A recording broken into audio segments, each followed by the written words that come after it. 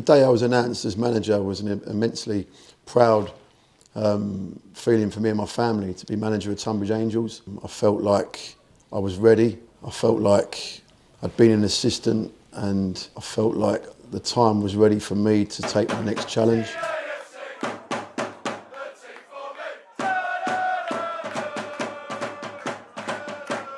The opportunity at Tonbridge Angels came up, having met Sophie and showed me the vision of where the club wanted to go. I gave it some thought. I went away, spoke to my family, and I felt like it was the right decision for me, the right football club for me. I'd achieved everything I wanted to achieve at Bromley as assistant, and I felt the next challenge would be to be a number one.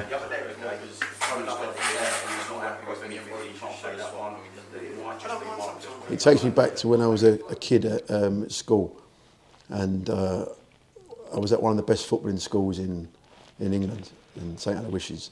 Everyone was at Arsenal, West Ham, all the big clubs, and I joined Millwall, and everyone said, "Why Millwall? Why would you go there?" 23 years later, I'd achieved all I achieved at Millwall in terms of games, captain.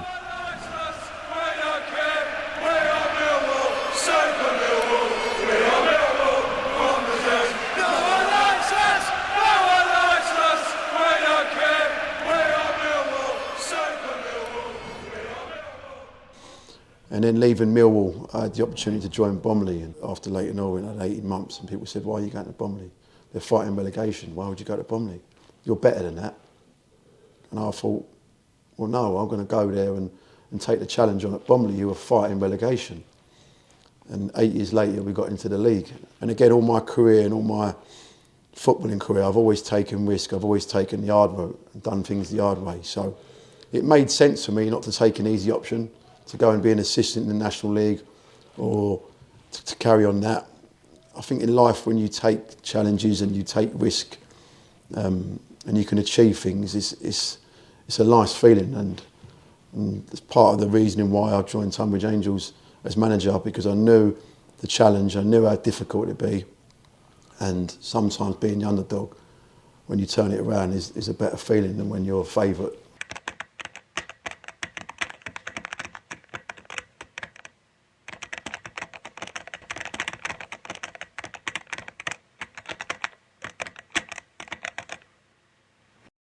I had 2 sessions. I think my first session was on a Tuesday.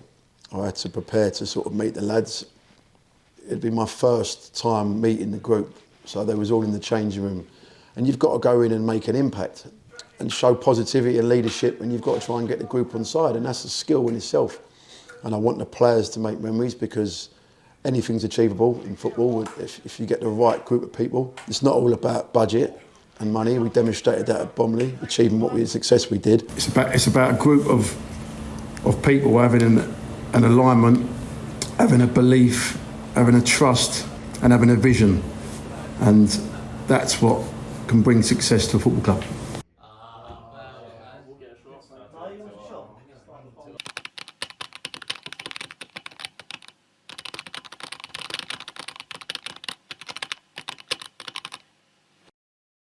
When I woke up in the morning of that Craig Valley Paper Mills game, cup game, couldn't wait to get to the ground. I couldn't wait to sort of pitch my sort of game plan to the players. There was an element of excitement, there was an element of fear. It was a big game.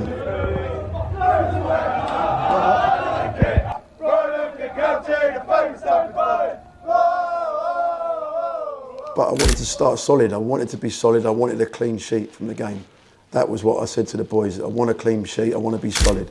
I knew that these games would be difficult, so I expected that. I sort of read that and understood that these games, cup games, can be very difficult at times.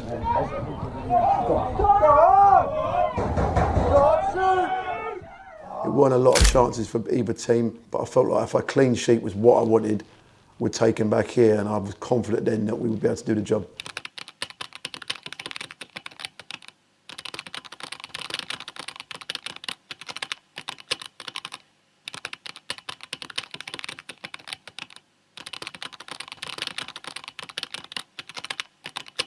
Now each side knows the opponent should they win. Could that give either side added motivation today? Chatham Town will be very keen observers as they go to the winners. Pleasantries and reunions aplenty were all sorted on Saturday. Today we're down to business. Well, Alan Dunne gets to experience the home crowd for the first time and makes 3 changes. Matty Warren, Marcus Sablia and Bumi Babajidi get a start. Tunkaya and Viger come in for the visitors, Reins Valley Paper. After the replay, the result, scoring 5 goals and a clean sheet at my first home game. One, the clean sheet was important to me, back-to-back clean sheets, and to score 5 goals. The performance was outstanding. The subs there, Luke Holness with that effort. Higgs forward, finds Brodie Peart, and Brodie Peart going to play a little bit and gets a shot. Oh, it's gone in.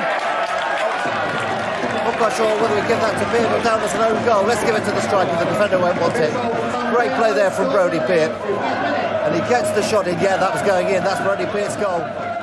Boys showed me what they were about, and I was pleased. I was pleased for the club, the board, the fans to get off to a good start, which is really important. You want to tick that first game. There was areas that we needed to improve on, and it was far from a completed article. No disrespect to Cray, it was a far different opposition to what you would come up against in the league, but we got the job done on the night, and I was pleased. And there goes the full-time whistle. Comfortable win, great start to Alan Dunne as the manager. Tonbridge Angels 5, Reins Valley Paper Mills 0. No, I'm not. No, I knew that I needed to get a league game out of the way. I needed to get not one league game. I'm going to need 4 weeks to really understand what the league is and what the capabilities of the team are. I needed to get staff in the building. I needed to change some fundamentals, basics, some discipline. I need to bring a goalkeeping coach in. I brought Larry McAvoy in from Millwall. They're a young group, and I feel Larry's been working with young players a lot, and he would be great for them. I brought James Clark in as an S&C coach. I also needed to bring in some of my own players. I brought Sam German in from Bromley, just to give us a bit of strength in the back line. So there was areas there that I needed to improve. Conditionally, the players were not conditioned, I felt. Even after 1 or 2 games, I felt they needed to work on, needed to be more conditioned. I could see that in them. So there was areas that needed to improve in every department. Every department needed to be improved. Standards needed to be raised, professionalism needed to be raised. And me and Larry sat together and designed short-term goals and long-term goals, and just to try and make things more professional, and even as much as tidy in the office, having a structure, having a diary, and little bits we can add with the players. I immediately wanted to know what the players ate after games and what they were doing, and that was raised. We brought in the nutrition and the shakes and the gels, and I needed to try and get little margins and little things to improve the club. Started to sort of see where I can improve in the squad. And there were conversations I was having with the board at the time, because they were willing to commit to support me in whatever I needed.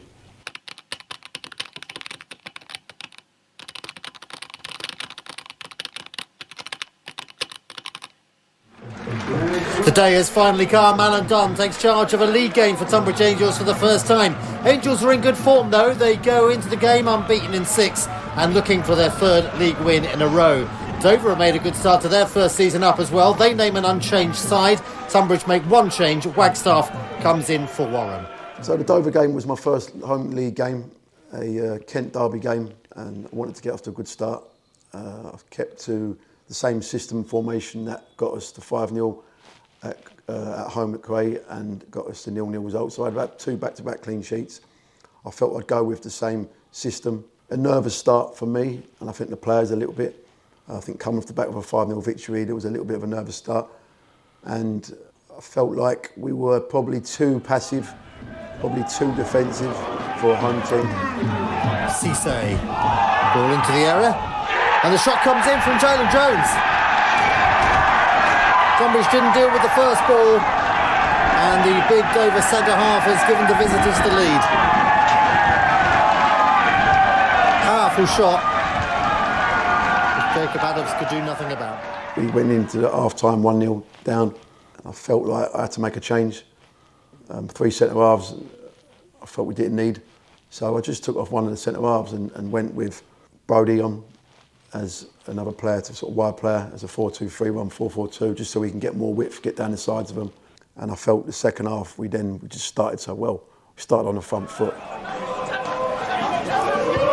Change of shape for Tonbridge in this second half. Williams plays the ball in, comes to Jordan Higgs. Now here's Bailey Akehurst. Akehurst across the face of goal, and it's saved. Babajini, shot they're coming in from Scott Wagstaff, and it's 1-1. Early response in this second half, and the skipper is the man who scored his first goal for a couple of years, gets the shot in, and fires it in as if he scores every week. The early goal come in and then it gave us a lift, and I think then the boys just grew in confidence. The goal really helped with the confidence and the drive from the crowd and the fans were right behind us. With Bailey Oakhurst. In towards Babajini.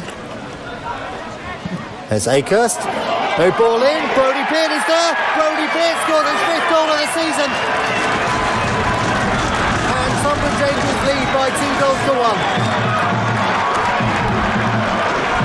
Lovely ball in from Oakhurst on the left-hand side. A lovely faint touch from Brodie Peart to put it in that far corner. Yeah, you want to get off to a good start, and again, your league game, you want to get that first win under your belt. And there goes the full-time whistle. It's Angels who get the points. 3 league wins in a row for Tonbridge. Tonbridge Angels 2, Dover Athletic